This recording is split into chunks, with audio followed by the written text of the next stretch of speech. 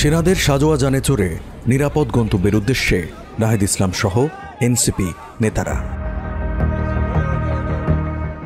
এভাবে সুরক্ষিত হয়ে গোপালগঞ্জ ছাড়ার আগে সেখানে ভয়াবহ সংঘর্ষ প্রত্যক্ষ করে দেশের মানুষ। প্রাণ হারায় নিষিদ্ধ ঘোষিত যুবলীগ সদস্য সহ 4 জন, আহত হন সাংবাদিক, পুলিশ সহ শতাধিক। ঘটনার সূত্রপাত এনসিপির সমাবেশকে ঘিরে।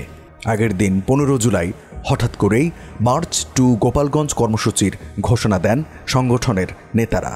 তাদের এই সফর ঘিরে ছড়ায় নানা গুজব। পরিস্থিতি সামাল দেওয়ার চেষ্টা করে প্রশাসন, বাড়তি পুলিশ সহ মোতায়েন করা হয় সেনা সদস্য। কিন্তু দিনের শুরুতেই পুলিশের ওপর হামলা চালায় নিষিদ্ধ ছাত্রলীগের নেতাকর্মীরা। পরে হামলার মুখে পড়েন প্রশাসনের কর্মকর্তারাও। সময় গড়ানোর সঙ্গে সঙ্গে উত্তাপ বাড়তে থাকে বঙ্গবন্ধুর জন্মভিটায়। পথের সব প্রতিকূলতা মারিয়ে আইন শৃঙ্খলা বাহিনীর ব্যাপক নিরাপত্তা বেষ্টনীর মধ্যে শহরের সমাবেশ স্থলে পৌঁছায় এনসিপির গাড়ির বহর। তবে এর আগেই সেখানে চালানো হয় হামলা। বিশৃঙ্খল সেই পরিস্থিতির মধ্যেই মঞ্চে ওঠেন এনসিপির শীর্ষ নেতারা।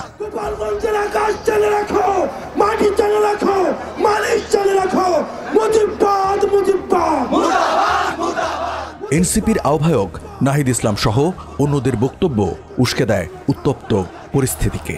গাড়িবহর নিয়ে ফেরার পথে ফের তাদের উপর চালানো হয় হামলা। দ্রুত তাদের নিয়ে যাওয়া হয় পুলিশ সুপারের কার্যালয়ে। পরে সেখান থেকেই সেনাবাহিনীর সহায়তায় খুলনায় ফেরেন এনসিপির নেতারা।